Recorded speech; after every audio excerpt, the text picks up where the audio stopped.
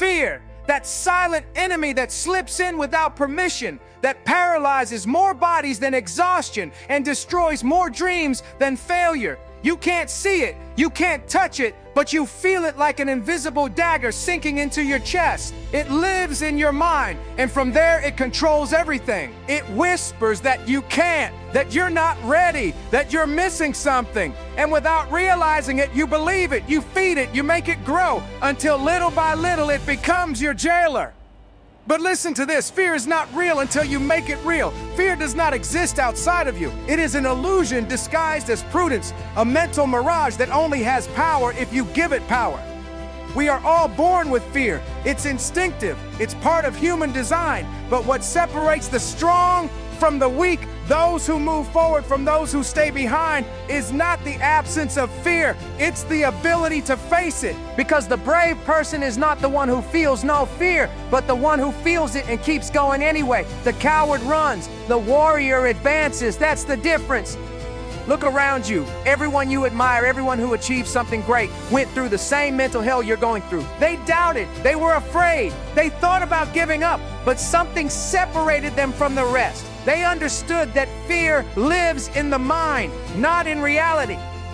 Fear is a story you tell yourself before you act, a projection, a movie invented by your brain to protect you from pain, rejection, and risk. But that same movie steals your growth, steals your victory, steals the life you could have. Your mind tells you, don't do it, it could go wrong. But the truth is, it could also go right. Fear paints disaster scenarios, but it never shows you what happens if you try and succeed. Why? Because fear is not designed to help you grow. It's designed to keep you alive. It's a survival tool, not a progress tool. And you're not here just to survive. You're here to conquer. Every time fear whispers to you, answer it with action, because fear doesn't disappear by thinking, it disappears by moving. The mind fears the unknown, but the moment you step onto the battlefield, fear starts to lose ground. It's like an enemy firing from a distance. While you stand still, it has you in its sights, but when you advance, when you break the line, its aim falters. That's the strategy. Move, advance, act. Many people think they need to eliminate fear before they begin. Wrong. Fear is not eliminated. It is mastered. Don't wait until you feel ready, because you never will. Waiting to be fearless is waiting forever. Growth lives just beyond fear. Fear is the guard at the gate of change. If you don't face it, you never cross. There comes a moment in life when you must decide, are you going to let your mind control you, or are you going to take control of your mind? Because fear doesn't dissolve with pretty words or empty affirmations. It is destroyed with willpower, presence, and mental discipline. When fear attacks you, don't deny it. Look it straight in the eye and say, I see you. I know you're there, but you will not stop me.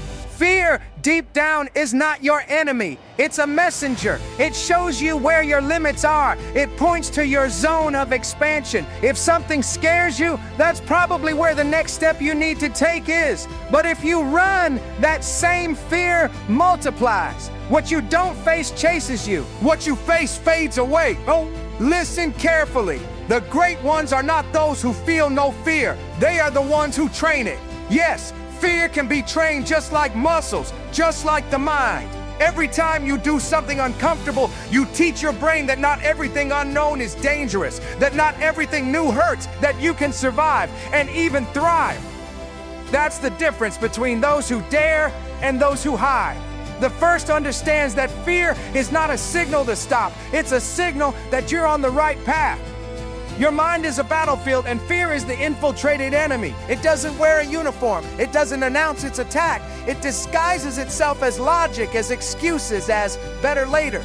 It speaks in a kind voice and convinces you that you're not ready, that it's not the right time, that you need more time, more resources, more experience. But behind that voice is cowardice. Behind that voice is comfort, disguised as prudence. Let me tell you something. The perfect moment doesn't exist. The only thing that exists is now. Every second you let pass out of fear is a second your life doesn't move forward. Fear steals time, steals opportunities, steals purpose. It is the quietest thief there is, and only you can stop it. When a soldier enters combat, he knows he could die, But he also knows that standing still is dying anyway. So he chooses to move, to fight, to advance, because at least that way he dies fighting. And that is the same principle you must apply to your life. Don't allow fear to turn you into a spectator. You didn't come here to watch others conquer what you also desire. You came to take it. And yes, fear will scream. It will tell you that you can't, that you'll fall, that you'll be judged. But the judgment of others won't kill you. Inaction will. Failure won't destroy you. Paralysis will. Pain doesn't define you. Surrender does. That's why you must harden your mind. Fear lives there in the part that doubts, that wants to run, that wants to rest, but you cannot allow it to dominate you. The mind is not tamed with softness, it is forged with fire. Every time you face something that scares you, you burn away a piece of the weakness that keeps you from moving forward. Do you know why wolves dominate the forest? Because they don't fear the darkness. They accept it, understand it, and learn to move within it. You must learn the same. Darkness doesn't disappear, it is crossed. Fear isn't destroyed by denying it, it is mastered by walking with it at your side. Don't run from fear, carry it with you. See it as an uncomfortable but necessary companion, because as long as it exists, it means you are still growing, still expanding. Here's a truth few want to accept. Fear doesn't disappear when you reach success, it disappears when you become stronger than it. And strength doesn't come from avoiding, it comes from enduring, from facing again and again what terrifies you until it no longer has power over you. So the next time you feel fear, smile. Yes, smile, because it means you're at the edge of your comfort zone. You're exactly where you need to be. Fear is showing you the next level, and only those who move forward when fear screams get to conquer what others only dream about. Fear is in the mind, but the mind belongs to you. And if the mind is yours, then fear can be yours too. You just have to take control. You just have to decide who's in charge, you or your fear. Fear has a voice. It doesn't always shout. Sometimes it whispers. Sometimes it disguises itself as wise advice, as caution, as realism. But don't be confused. Fear rarely protects you. It almost always limits you. It's the echo of your mind trying to keep you in the familiar, because the familiar feels safe. The unknown, on the other hand, feels like enemy territory, and your brain, like a frightened soldier, begs you not to advance. It wants to keep you inside the camp where there is fire, food, and routine. But you were not born to stay in the camp. You were born to conquer new territory. Listen, fear is a skilled liar, an expert strategist. It doesn't attack head-on because it knows you'd recognize it. It slips through the cracks of your thinking. It whispers while you try to sleep. It sabotages you with, what if it goes wrong just before you act? And the worst part is that it makes you believe it's right. But let me tell you this, fear has a brilliant imagination and a weak memory. It invents disastrous futures and forgets every time you survived, every time you overcame it. Fear doesn't remember your victories, and you shouldn't listen to it when it speaks amid the noise. There is a daily battle no one sees. It's not fought in open fields or under the sun. It's fought inside you, in silence, every morning when you decide whether you will be dominated or you will dominate. That war is mental, and the most powerful weapon you have is called attention. What you focus on grows. If you feed your fears, they devour you. If you feed your purpose, fear starves. But there's a common mistake. Many believe fear is defeated by ignoring it. Wrong. What you ignore grows stronger. What you acknowledge grows weaker. Fear doesn't disappear by denying it. It disappears when you look at it without running. When you say, yes, I'm afraid, and I'm doing it anyway. That sentence destroys empires of fear, because fear cannot survive where there is decision. The deadliest soldiers are not those who don't fear death. They are those who accept death as a possibility and still complete the mission. Life is the same. You can't eliminate fear, but you can strip it of its power. Fear stops being a prison when you turn it into fuel. Use its energy. Turn trembling into momentum. Turn nervousness into movement. Want to know a secret? Fear and excitement use the same channel in your body. What changes is the meaning you give it. That racing heart you feel before taking an important step isn't always fear. It's energy, preparation, power ready to be released. The problem is that you label it wrong. You call it fear, and your body obeys. But if you called it strength, your body would react differently. That's how powerful your mind is. Think of a skydiver about to jump. The heart pounds, the legs shake, the air feels heavier. And yet once the jump happens, everything changes. Fear dissolves into the wind because fear lives before the jump, not during it. Once you jump, the mind doesn't have time to imagine catastrophes. It's busy surviving, enjoying, living. That's life.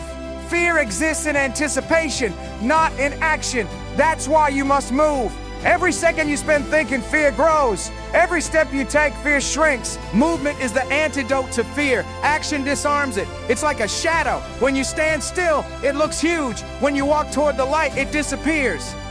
But the problem is that we were taught to run from pain to avoid discomfort. We grew up hearing, be careful, think it through, don't take risks. And that poison settled into the subconscious. You learned to choose what's safe over what's necessary. And little by little, fear became your pilot. It drove you away from your dreams and closer to mediocrity. Fear loves comfort. It loves routine, identical days, logical excuses. It's a parasite that feeds on your indecision. While you hesitate, it grows. While you justify, it strengthens. That's why you must attack it with the opposite, with decision, purpose, and discipline. The mind cannot hold fear and focus at the same time. You are either focused or afraid. There is no middle ground.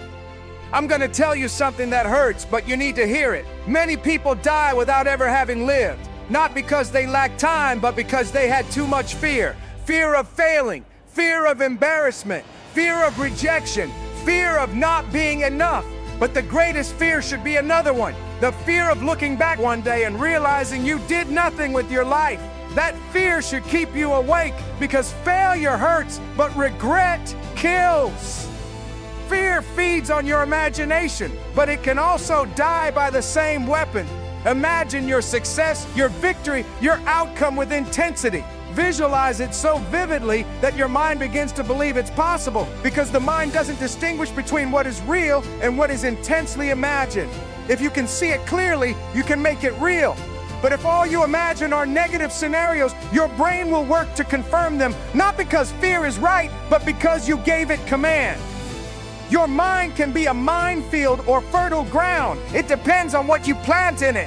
If you plant fear, you'll harvest excuses. If you plant courage, you'll harvest progress. No one can plant for you. No one can clear the mental ground you filled with doubt, but you can. You can start today with a single powerful thought. I control my mind, and my mind controls my life. Remember this, fear doesn't die in a single day. It dies in combat. Little by little, every time you choose to act despite it, every time you face something that scares you, you carve a stronger version of yourself. The next time fear appears, don't step back. Thank it. Its presence means you're on the right path. It means you're leaving the safe zone. Fear is not a wall, it's a mirror. It reflects what you believe about yourself. If you believe you're weak, you'll see a barrier. If you believe you're capable, you'll see a door. What you cross depends on your perception.